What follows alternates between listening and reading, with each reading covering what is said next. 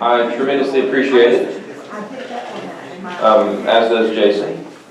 Now, next week, Jason is going to present on the rhythm of life and the liturgical year. So Jason, do you want to mention that briefly? Yeah, so we wanted to talk about prayer first because, that's kind of how we talk to God on a regular basis.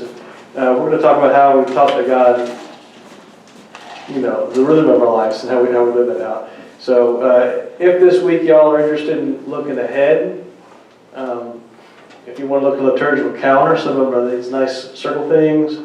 That's worth looking at. If you, like I said, if you go to Google or if you have any questions, either there's a group email. My name's in there. But looking forward to teaching you some distinctively Catholic things next week. We'll cover customs and courtesies a little bit too, things that we didn't necessarily have time to get to tonight. Maybe, and if you have questions about other types of prayers like novenas and things like that, we'll do those next week. We've got, I think we might be doing a church tour.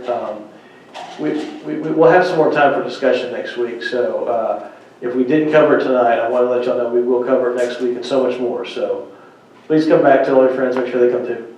So.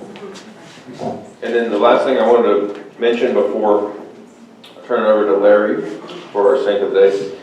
So all of these that are in blue are, right here at least, at the very end, are hyperlinks. So when I send this to Cindy and she distributes it to everybody, you can click on the Google presentation and then just go through the different slides that you can refresh. You can share this with anybody you'd like.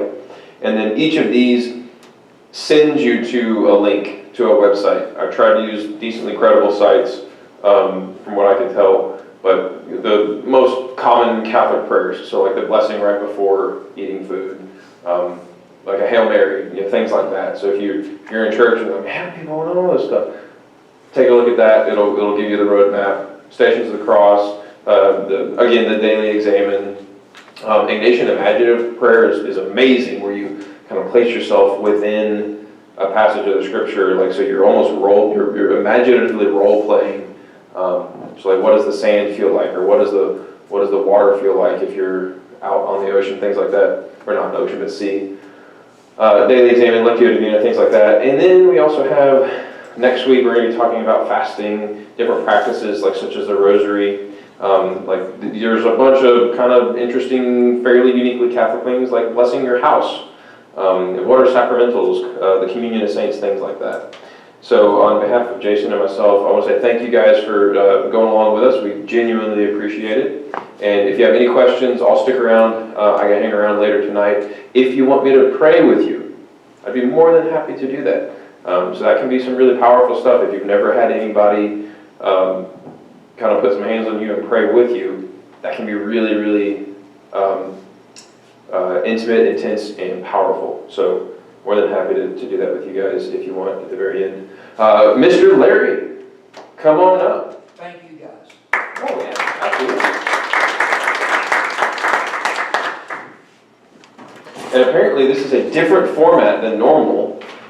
He wouldn't even let me take a peek. Nope, we're going to have fun tonight. You have 6 minutes of fun. Oh, good. 5, actually, sorry. Listen, I can go to town. 5 minutes. Father only gives me 3. 3 minutes. All right, so tonight, Oh, actually, yeah, 3 minutes because Pete has announcements. and y'all can see my men's club shirt. I am part of the men's club, and we have a blast. And sorry, ladies, y'all can't come. But guys, you do not have to be Catholic to come. So come on, it's not next week; it's the next Tuesday, and it really is neat. Monday, and it's a lot of fun. Not just fun. Okay, we're going to have some fun tonight because and tomorrow is the feast day of St. Francis of Assisi, October 4th. But tonight we're going to do St. Joseph of Cupertino, the Flying Friar.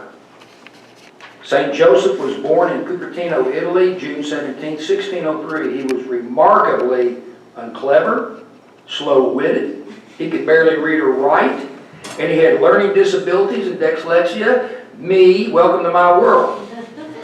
But, although unsuited for scholarship, he could answer intricate questions.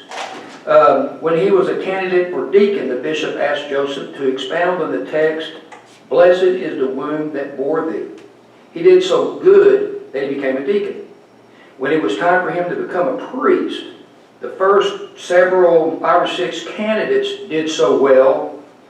The rest of the candidates, Joseph being one of them, were passed without even having an examination. So, unlike Father John, who had to pass the test, Joseph was ordained a priest, and that happened in 1628. Okay, here's the fun part. On October 4th, which is tomorrow, 1630, the town of Cupertino held a procession on the feast day of St. Francis of Assisi. St. Joseph was assisting in the procession when all of a sudden he soared into the sky, where he remained hovering over the crowd. Yes, he was flying. When he descended and realized what he had done, he was so embarrassed he ran home and to his mom's house and hid.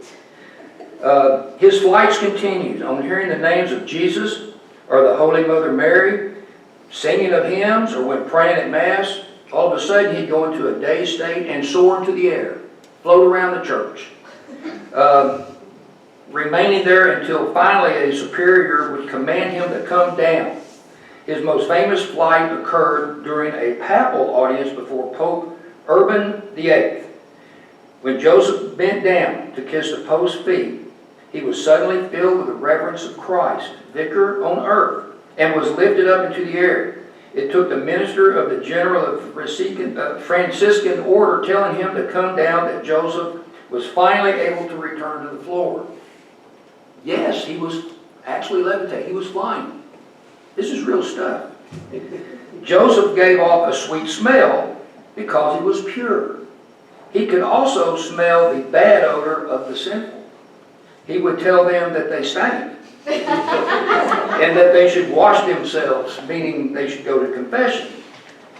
And while I was doing it, it occurred to me, I wonder how bad it is in Mass, and that's why we burn incense.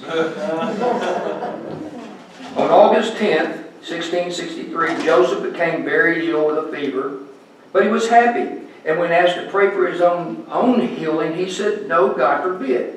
He would not do that. He continued to have flights, but he knew the end was near. After receiving his last sacraments, a papal blessing, and reciting the liturgy, the litany of Our Lady, St. Joseph died on the evening of September 18th, 1663. He was canonized on July 16, 1767 by Pope Clement XIII. A large marble altar was erected in the Church of St. Francis in Osimo so that his body could be placed under it, and it is there to this day. The Flying Friar. Our church, this Catholic church, is full of miracles. Jesus was pure miracles all the time. So my last question to you guys before I sit down is, who among us will be the next flyer? Thank you. Thank you.